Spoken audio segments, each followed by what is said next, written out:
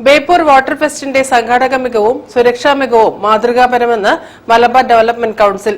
Tourism വകുപ്പിന്റെയും ബന്ധപ്പെട്ട അധികാരികളെയും MDC ഭാരവാഹികൾ യോഗത്തിൽ അഭിനന്ദിച്ചു. ജനുവരി 4-5 തീയതികളിൽ ബേപ്പൂർ ചാലിയം ബീച്ചിൽ നടത്തിയ ഇന്റർനാഷണൽ വാട്ടർ ഫെസ്റ്റ് മികച്ച രീതിയിൽ സംഘടിപ്പിച്ച എല്ലാവരെയും മലബാർ ഡെവലപ്മെന്റ് കൌൺസിൽ അഭിനന്ദിച്ചു.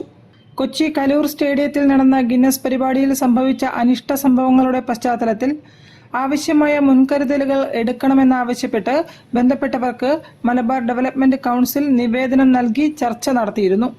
ബേപ്പൂരിൽ നടത്തിയ വാട്ടർ ഫെസ്റ്റ് മലബാറിന്റെ ടൂറിസം മേഖലയെ ലോക ശ്രദ്ധയിൽ എത്തിക്കാൻ കഴിഞ്ഞുവെന്നും കോഴിക്കോട്ട് ചേർന്ന യോഗം വിലയിരുത്തി.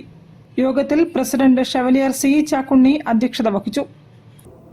സംഘാടക മികവും സുരക്ഷാ സംവിധാനവും ഒറ്റമറ്റ രീതിയിൽ നടത്തുകയും യാതൊരു അനിഷ്ട സംഭവങ്ങളും ഇല്ലാതെ വളരെ ഗംഭീരമായി മലബാറിന്റെ ടൂറിസം മേഖലയിലെ ചരിത്രത്തിൽ തങ്കലിപികളാൽ രേഖപ്പെടുത്തുന്ന രീതിയിൽ നടത്തിയ ബഹുമാനപ്പെട്ട വകുപ്പ് മന്ത്രിയെയും ടൂറിസം ഡിപ്പാർട്ട്മെന്റിനെയും ജില്ലാ ഭരണകൂടം, പോലീസ്, ഫയർഫോഴ്സ്, അനുബന്ധ വകുപ്പുകളുടെ എല്ലാം യോജിച്ചുള്ള പ്രവർത്തനം